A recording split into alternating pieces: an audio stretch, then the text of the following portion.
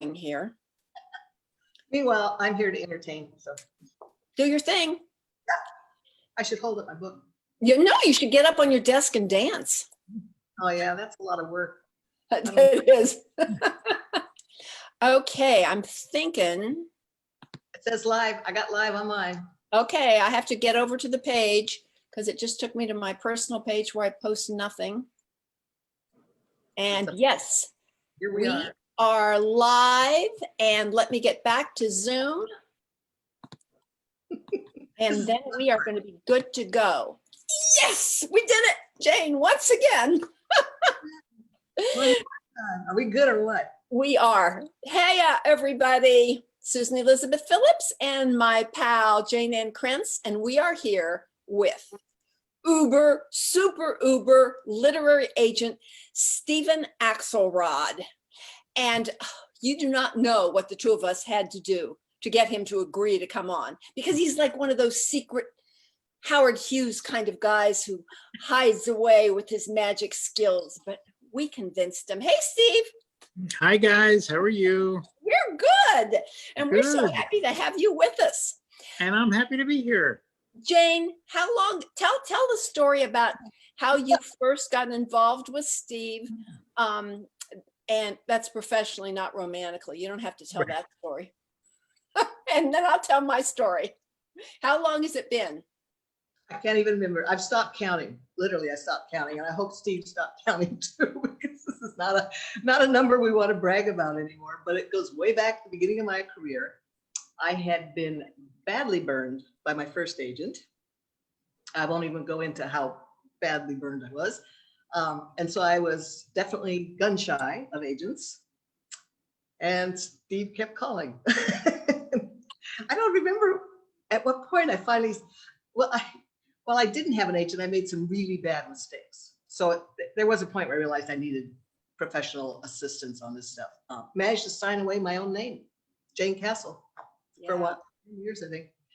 Oh, So wait, anyhow, just 1 second. He called you? Steve, is that true? If Jane says it, of course. I That's don't know not how. the way. Okay, this is my memory. Uh-huh. My memory is that I went to the first RWA convention in Houston back 40 years ago, whatever it was. And I met Barbara Delinsky and started working with her. And I think she put in a good word to you, Jayne. That's my memory. Oh, okay. Well, I know specifically, you and I, Steve, have been together since 1983, which, in addition to Jayne, has to be one of the longest client-agent relationships in literary history. I had just written my first book. I was looking for an agent, and I had no idea how to go about getting one. So I happened to have an editor. I'd sold the book without an agent. I said, who do you recommend? She said, there's this young guy named Steve Axelrod, and he seems to be building a great agency with lots of romance people. Give him a call. And because I already had a book under my belt, you accepted me. And you're a wonderful writer. That helped. Okay, but wait, before we go any farther, so who do you love more, Jayne or me? I love you both. As I said to my children, I love you both equally or not at all. You know, it's just day to day. Tell us.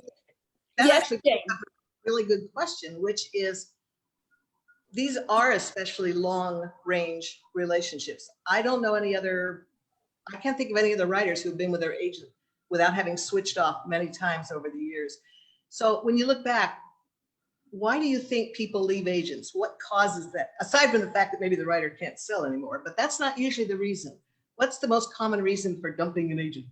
I think, you know, what I hear the most is that the agent is not being responsive to the author. You know, it's not understanding what the author is looking for in the relationship and just responding, you know, in a way that makes the author feel both valued and helped. I think that's a good answer. I remember you also talking about if a writer's career isn't going well, that writer can either change publishing houses, I Change forget the agents, right? second thing, or fire our agent. And that kind of, sometimes it just comes out of frustration. Yeah, and if they're, sometimes firing the agent sends a clear message to the publisher that the author is unhappy and needs to be attended to, and that has, can have an effect.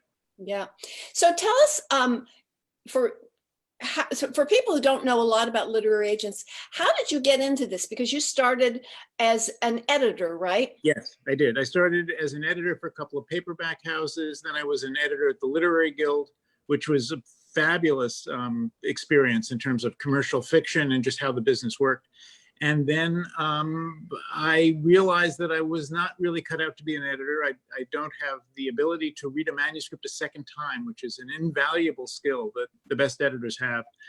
And I realized I had to figure out something else. I liked working with authors.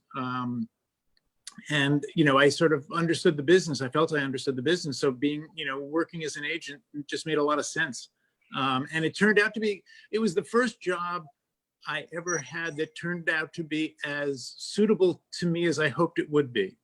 So it was like really just the perfect, it took me a few different turns to get here, but once I did, it was really a great fit. Yeah. So I think that you probably have read more romance novels than any man in the world at this point, because you ended up, that became your niche. I don't know that you Yes. set out to make it your niche, but it turned out that that was. It turned out exactly that. That at this point, I only represent romance fiction and some YA fiction, but romantic YA fiction. It was never my intention, but I just came into the business at a particular moment when everything was changing for romance writers. That all of it, it went from where Janet Daly was the only American writing for Harlequin, and almost one of the few romance writers to make a living, where the market opened up. It just opened, the doors were flung wide, and there was just enormous opportunity. And I sort of went with it, and it's been the best thing I ever did, frankly. Yeah. So tell us what a literary agent does. A literary agent is, in effect, the business manager of the author. We negotiate the contract with the publishing house. We negotiate the deal with the publishing house, then the contract itself. And as much as anything, advise the author on whether they are being well published at the house they're at, whether they need to think about changing, and whatever else needs sort of adjusting. It's a little different. Each client's needs are a little bit different. And you have to be fairly flexible about just realizing that, people are looking for help. They're paying you very handsomely for it. And if you deliver it, quickly and skillfully, there's a living there. Mm-hmm. And what is the standard for everybody who doesn't know this? What's the standard fee that authors pay? 15% of US audio and book income, 15% of film, and 20% of foreign rights. Okay. Jayne, I've got a bunch of questions here that people are asking. Do you want me to go ahead, or do you have something you'd like to ask right now? Well, I've got one very long answered question. So let's take some of the questions you're seeing first. And I'm going to ignore the first question that one of my troublemaking readers sent in, asking which of us is the biggest troublemaker, you or Jayne. I mean, me or Jayne, and we already know it's Jayne, so we can just let that one go. Well, let me just comment on that, which is the fact that, no, seriously. Susan, I've been working with you for 38 years, maybe. Jayne, probably 39 or 40. Yep. So we seem to be pretty compatible as individually and as a group. So troublemaking is not really something that is a concern of mine, for sure. Has Jayne ever cried on the phone? That's one of the things I want to know, because I know I have. No, Jayne has not. Jayne is just wonderful on the phone every time. No, she really is. I mean, I know it's a fact. It's a fact. And This Jayne, conversation is going in a very good direction. We could just keep going this way. But I think we need to move on. You had a question, you said, from the audience. all right. What criteria does an agent use? This is from Marta, to decide whether or not to take on an author. Well, there are a bunch of decisions the agent needs to make. If the author is already published, is it, do they relate to the work? Can they understand why the work is successful? It's coming to the genre as a guy when the genre is really aimed at women readers. I can't necessarily appreciate all the subtleties of the, of the romantic fantasy and how they're fulfilled, but I can see if I really want to turn the page. Do I care about these characters? Do I care what happens? Is this a story I want to follow to the end? So, so I'll read and then see where their career is and whether it's something where I think I can, add value, or if they're doing a great job and, if they want to, make a step to a higher level. If I don't feel it's in the cards, I'll tell them that. I don't want to disappoint people. I try to, I take on people very selectively because I don't want, I can't always, deliver what they're hoping to get. Yeah. And I think you would admit, as every editor that I've known admits, that there are sometimes authors who've become extremely successful that you've bypassed because at that time you just didn't get it. Yeah, no, it's true. I won't mention any names because it's getting really embarrassing. Some of their careers have really done well. And it wasn't that I doubted that their careers would do well. It's just, I just didn't see it. Yeah, we know what those names are and we won't mention them either. Thank you. Thank you very much. So do new writers send a query letter or do they send manuscripts? How does that usually work with an agent?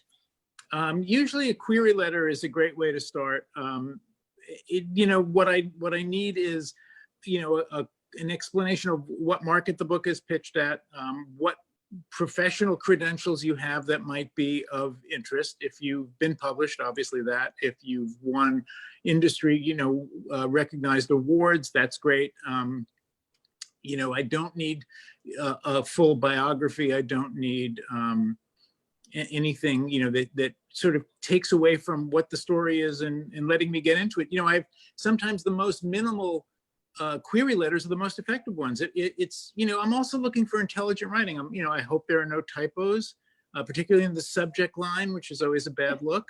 And you see it all the time. Really? And, sometimes the author is so, focused on telling me irrelevant information that I'm wading through, the 3, 4, 5 paragraphs before I even know what genre it's in. And that's not a sign that gives me confidence in their ability to tell a story. Elmore Leonard famously said, the key to successful writing is leaving out the parts that people skip. And do that in your query letter too. And that addresses Jennifer's questions about pet peeve and query letters. Just get to the point. Don't put out a lot of irrelevant information. Yeah.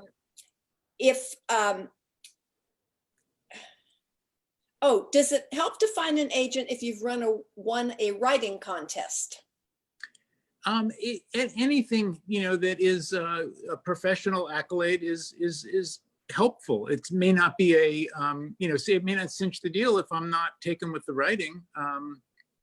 And unfortunately, when there were the Golden Hearts, there were a lot of Golden Heart writers who did not go on to, careers that they had hoped to go on to. So, you can't always take that as a sign of commercial promise. Right. Do you have to have an agent to sell a book? Well, you used to, and now, the market is sort of truncated. It used to be there were traditional publishers, we know all the names, HarperCollins, Avon, Berkeley, Random House, all those, hallowed names. And then, and that was pretty much it. There were vanity presses. There were some real, bottom feeding publishers, but, for the most part, there was, one world, and you needed an agent to get into that world. The publishers for reasons best known to themselves, decided that, unagented authors were not welcome, and it, sort of ensured that agents could make a living, which was very generous of them, though not their intention. Then with Amazon and Kindle direct publishing, the world sort of truncated, and now there are two. When you talk about publishing, someone who's a published author, you really need to clarify whether they're an indie author or a traditionally published author. So for a traditionally published author, an agent, I think, is still very helpful. For an indie author, I don't think the agent really does much, because there's virtually no negotiation. That's very interesting. Jayne, the assistant Sharon is sending me some questions and I need to go look at them. Do you want to take over at this point? Steve, this has been a business that has relied on the agents for gatekeeping, basically. Yep. When you look back, how does that work in reality? Have you been able to spot the trends? How did you figure out that that was going to be right, that it was going to move in the right direction for the publisher? How do you gatekeep, I guess, but still leave the door open? Well, I think part of the problem and part of the reason independent publishing has been so successful is we gatekeep poorly. I think our record was maybe okay, maybe not even okay. That a lot of people were turned away for reasons that were not good reasons. I think the whole, what RWA has gone through in part was because the gatekeepers failed the community. I don't think they were the sole offenders, but I think they probably, certainly added to it and certainly didn't work that hard or visibly to reverse it. So, gatekeeping is a very, complicated thing at best and imperfect thing. And, it's sort of, who are we to be appointed gatekeepers at the end of the day? I think it's got to have become worse simply because you no longer have to package up the proposal and put it into the mail and have 2 copies. Right. Is your inbox just overflowing every morning or not? It's not too bad. It's always funny the times that I'll get a bunch of queries, like, Sunday morning at 8, queries will come in and it's like, what are these people doing? It's like, or they're not at work and this is, when they can do it. The kids are sleeping and this is when they can do it. It's always, it just sort of comes in when it comes in. You see any trends coming through now that kind of look like they might hit anything coming on board?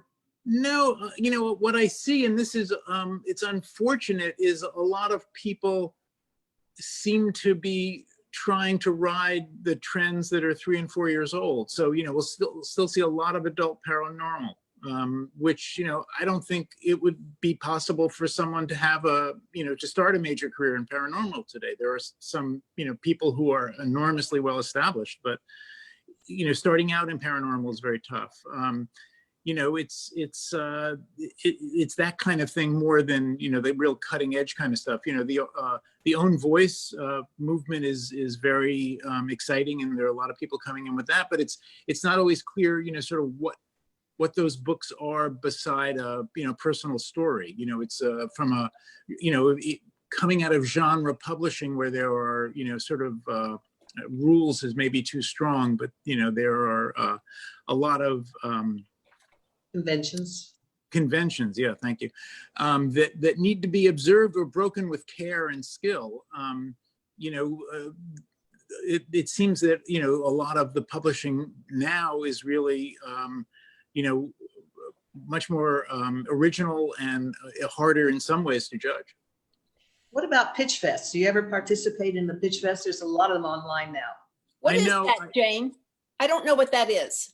Okay, well, various writers groups or organizations will set up a online pitch fest, and it's basically like a elevator pitch, and agents and editors can sign up to attend, and in return they get to view the pitches, and it's like the only way in for a lot of new writers because they can't get at the editors, they can't get at the agents, and except the agents who put themselves out there, and the only way the agents can do that is through these brief pitch fests. And I know Steve has some horror stories from previous pitch fests.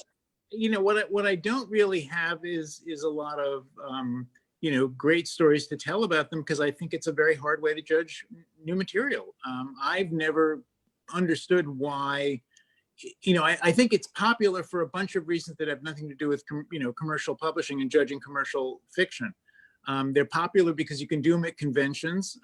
They're popular because you get to sort of shuffle in front of a bunch of industry professionals, and there's this imagined idea that that you will all of a sudden click with one of those and go on to great success. I think the odds are against it, and I don't know how to judge from a verbal pitch. I can only look at words on a page, and if it's even a synopsis, it's very hard to judge. But a verbal pitch is just, for me, very unhelpful, and sort of they can get very awkward. So the bridge question from here, and I was looking at questions, so I don't think you addressed this, but how does a new writer find an agent? Somebody asked, is there a Yellow Pages? Well, you can go to the AAR, which is the Association of American of Authors, the Association of Authors Representatives, which is AARonline.com or something like that. But you can Google it and you'll find it. And their members are agents that have committed to a set of ethical standards, as well as people who want to be part of a community. So it's a good group. You can get their membership list. You can get the contact information. Another great way to get agents is to subscribe to Publishers Lunch, Publishers Marketplace, which is, I think, publishersmarketplace.com. You can subscribe month to month. It's about $25 a month. They have a phenomenal database of published fiction, of all new deals, not all, but many thousands of new deals a year, broken down and searchable by genre, by editor, by any number of different characteristics, and you can see who which agents are active in the fields you're interested in, which agents are selling books or buying, selling books, which editors are buying books that seem like a likely match for you. And then the contact information is there as well. So, the best advice I can give and do give to people is, get Publishers Marketplace, subscribe for, if only for a month or two. It's a minimal investment, and it's really just the best information you can have when you're trying to solicit. And that is an e-newsletter that you get every day. Well, there are two things. There's Publishers Marketplace, and then there's Publishers Lunch. Publishers Lunch is is a newsletter you get if you subscribe, and you get that every day, and it has all the the reported deals of that day, and it's not only American deals, it's European deals, it's film deals, it's audio deals, digital deals, so there's a wide range of the deals. And then the Publishers Marketplace is sort of the resource, the website that has the database, which is incredibly, sophisticated and searchable and sort of vast. So you really can get an idea of what people are buying now, what people are looking for, what people are selling, what people are buying, and even you can get some price range information to see if what you're doing is commercial at what level. I'm going to answer this question for you, and that is, will an agent track down income that's due you? And certainly any reputable agent, that's part of their job. If there's something due, they go after it. Well, right? one of the reasons the relationship I think works very well is if you're not getting paid, I'm not getting paid. Yeah, So I have two incentives. One is to do right by you and to honor our agreement, and the other is to get paid. And I won't say which is more powerful on any given day, but in combination, they're pretty effective. This is a good question. A lot of people don't know about this. Would you ever pitch a novel to more than one publishing house? Oh, sure. We do that all the time. We, usually we'll be candid and open about it. Sometimes we're less candid and less open than publishers, would ask us to be. But, it's, doing multiple submissions is very effective in some cases.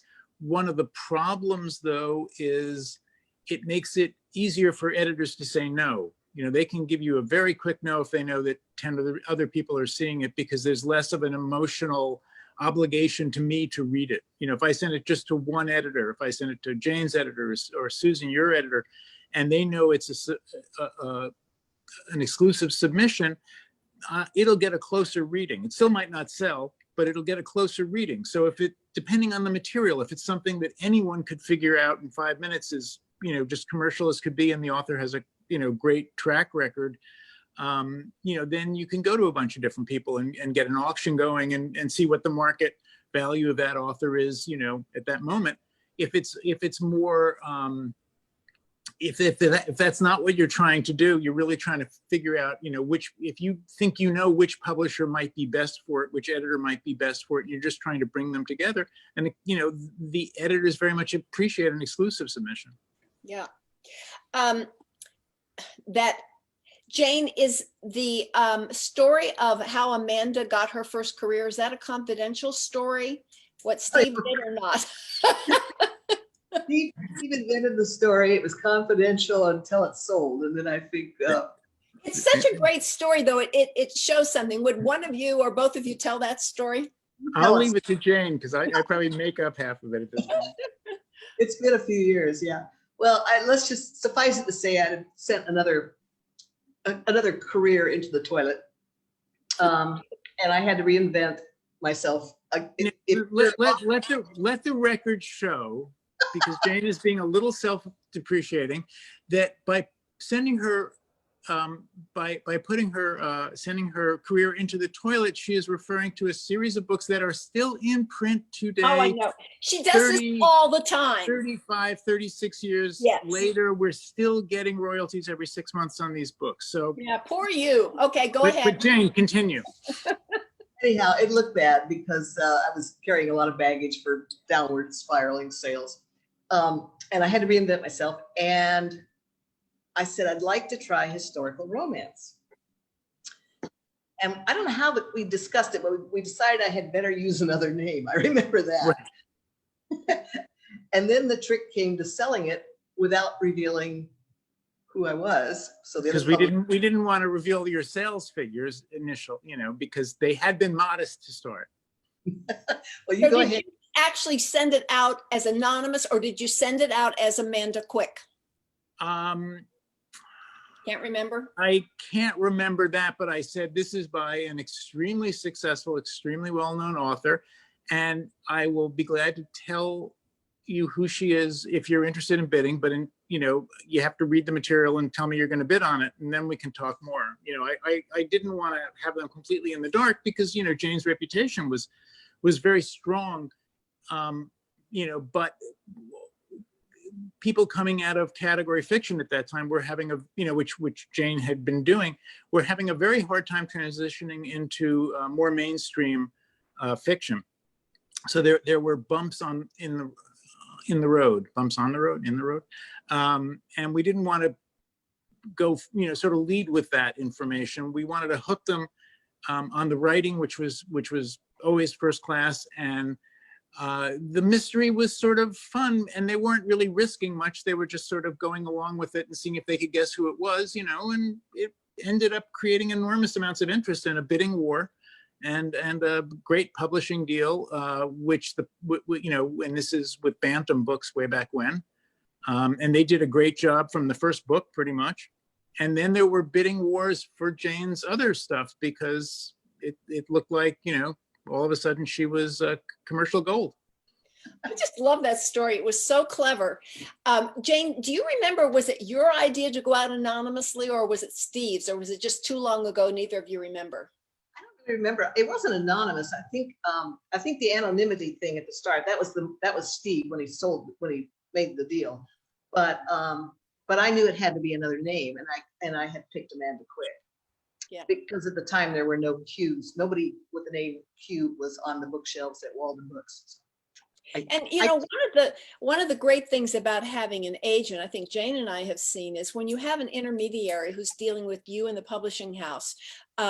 Usually, if something brutal is going on, they'll tell the agent instead of you to your face. The agent will calm you down, make you feel good, pass on the information, and keep you from, just completely falling apart. Also, as an author, you don't have to deal with the finances, the money, whatever, directly. And I have a question about money, as a matter of Yes, fact. Hold on here. I'll perk right up. This is from Marcia. She wants to know, what is a reasonable payday for a new unpublished author? I think it's not moved a lot over the last several years. So 10, $5, $10, $15,000 is probably not, unreasonable to expect, but I can't be more specific than that. But I have a question that Go follows. If you were taking out a new author today in genre, would you rather have a manuscript or a book that looked like a setup for a series or a one-off?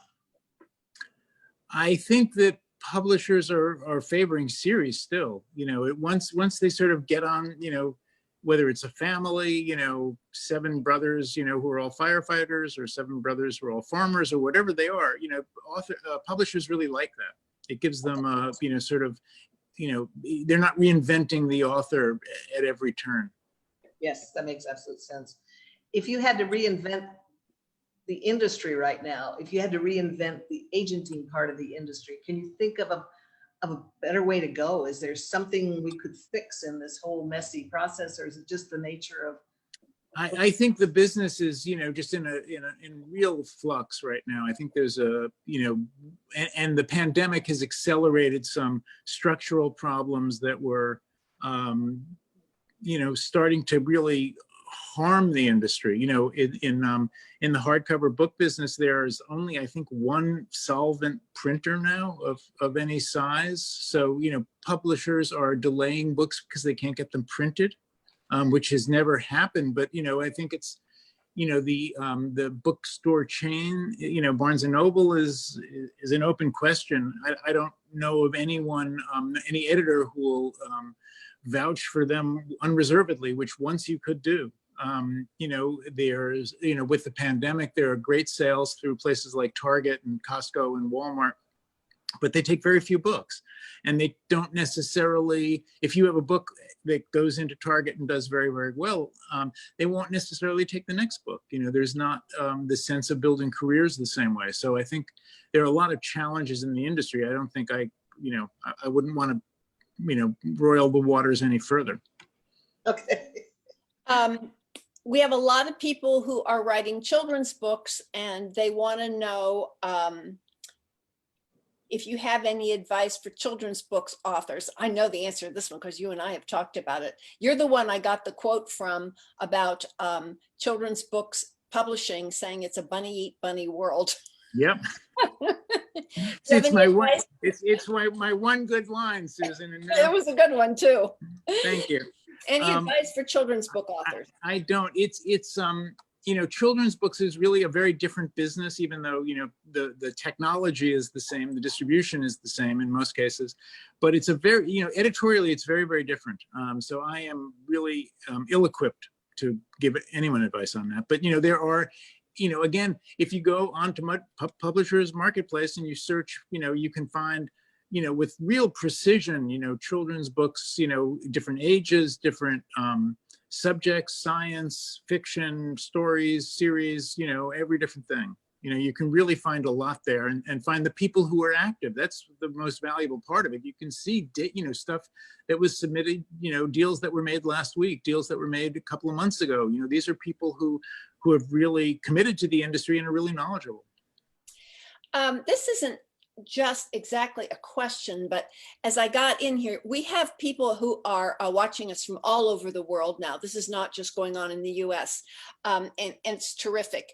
What are your thoughts about international publishing?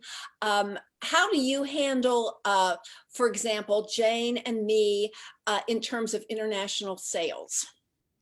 Well, I am one of, the large and long established agencies. I'm long established without being large particularly. have always tried to retain foreign rights and sell them directly with agents in each territory, sub-agents, what are called co-agents, sub-agents in each territory. So we'll have an Indonesian co-agent who we send the books to, and that agent will work that market. We have every major Eastern European country, Western Europe. We really try to sell books into individual markets.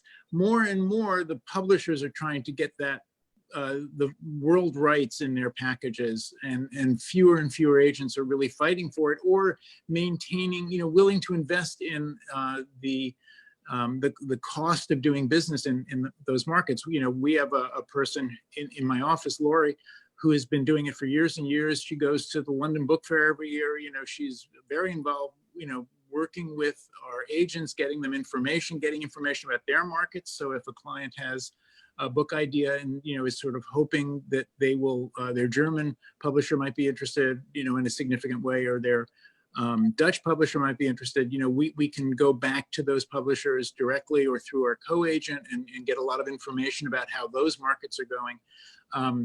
And so we'll sell those, do those deals directly. We'll do 20, 25 on a successful book, maybe different territorial deals.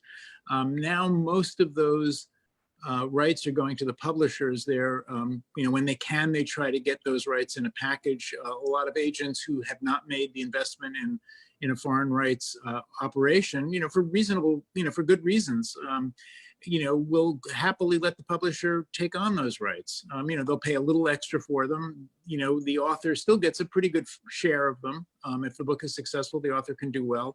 HarperCollins in particular has really invested in international, in direct publishing for American authors in a lot of major foreign markets. But it's, at the end of the day, it should be more lucrative for the author if the rights are retained by the agent and then sold individually, territory by territory. But it's not necessarily the way it's being done now. Thank you, by the way. That's been huge for me. The fact that early on, when I was young and stupid and didn't know what was going on, you held on to my world rights. And that has turned out to be just wonderful for me to have all these relationships with all these publishing houses around the world and these readers there. So what about international writers, writers in other countries other than the US, who want to break into the US publishing industry? That's got to be tough. Do you have any insights on that? Well, again, if they're writing books that are, by US commercial standards, or will have a market, it could be done, but it is tough. Particularly if they're not writing in English, if their English is not idiomatic and fluid, it's very tough. I get query letters all the time, from all over the world, and if the author is not able to write, in English as well as a native speaker of English, it's a challenge. Mm-hmm. Yeah. I mean, I don't mean, it's not being jingoistic, I don't think. I'm sorry if it sounds that way, but just as if it's the reality of the business. Yeah, it's the reality of the business at this point. Yeah.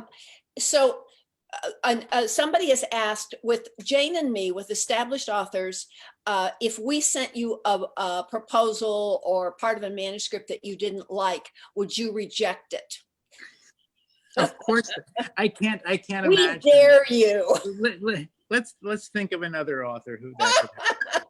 It's, would I reject it? I would feel duty bound to point out my concern, but I don't feel that I try not to be the gatekeeper in that sense. There are agents who feel that's their role, and they're very successful. So I can't say that it's, for some authors, it is the role they depend on their agent to play, or certainly accept their agent playing. So it's really agent by agent. And that's one of the things to talk about. When you're talking to, if you're in a position where you're deciding among, one or two or more agents who are interested in your work, do they want to be between the editor and the author? I think it's a bad place to be, but there are agents who very much play that role and play it with skill. Yeah, and then you find some authors I've seen who end up trying to write a manuscript that pleases the agent, and then they send it to the editor, and they have to write the manuscript that doesn't appeal to the editor, and that can be quite a trap. And you can lose months, if not years, Yeah, in that process. right. And there will be a lot of very successful authors who have all had that experience. Mm-hmm. Yeah. So we're down to about our last 5 minutes here. Jayne, I know you had something kind of interesting you wanted to talk about. Do you want to throw that one out? You sort of did it while you were off looking at While I was off looking at questions. Okay, while you talk, I'm going to make sure nothing else came in. Okay, no, the question she's talking about is what would you do to change this? Can you envision a way to change? I think what everybody wants to know is, how do I find an agent? How do I find an editor? And I can tell you from watching people on the outside try to break into the business, it's harder than ever. Yes, they have the option of self-publishing, but they want a traditional publisher, and they just can't get past the gatekeepers at the publishers. Everybody has a sign up that says unagented manuscripts not accepted, agented manuscripts only. So that means everything is coming through you, essentially. And can you think of a way that those of us out in the world of writing could actually organize to figure out how to meet agents, to how to submit in a more efficient way or a more useful way? It's very, very hard. When you had conferences like the RWA, that was a good way, because it's a little, there were pitch meetings and things like that, but I avoided them, but I tried to be available for in the hotel bar, which is something I was willing to do for client relations, but try to be available just to chat with people and answer questions, and it was questions like this that people were most frequently asking, what can they do? Well, I would be happy to look at a submission. I'm not going to necessarily take it, but I'm happy to look at it, and they could sort of you can do that, but there are fewer national conventions, if any, anymore. I guess someday we'll have them again, but the RWA is reorganizing. I don't know if Novelist Inc. is still ongoing. I don't know. The Book Lovers Convention, I don't know where that is. Even before the pandemic, I think there was a lot of problems in those conventions, but they're good things. But it's tough. Speaking of bars, by the way, Jayne, one of Steve's favorite bar companions, our friend Kristen Hanna, just said hello. Hello, Kristen. Real quick, I was just going to throw in one question about audio. Do they go with the book rights? Do you keep? I know that you keep ours. Well, again, we fight to keep them because we feel we can do as well, if not better, for the author. But the publishers are trying to keep them.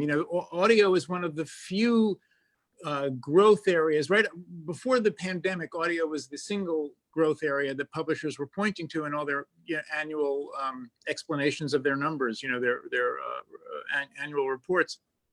They were talking about the audio growth. Now there is some growth in ebook, which had gone way up in when they were introduced 10 years ago, and then sort of plateaued and sagged a little. But with the pandemic, they've come back again. But audio is very big. Publishers are tenacious in trying to grab the audio rights, but again, we've been pretty successful holding them back. This has been the best discussion. I know we haven't been able to answer everything, but I think we've been able to give our friends who've gathered here some insight into what's going on in publishing and what's going on with an agent. Steve, I know Jayne and I are both just so grateful to you for coming and playing in our sandbox here. It's my pleasure. This was fun. This was definitely fun. And we may end up having you do it again because it looks like there's still a lot of questions. Glad to help.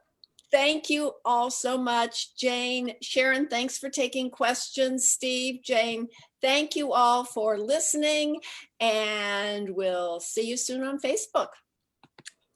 Bye-bye.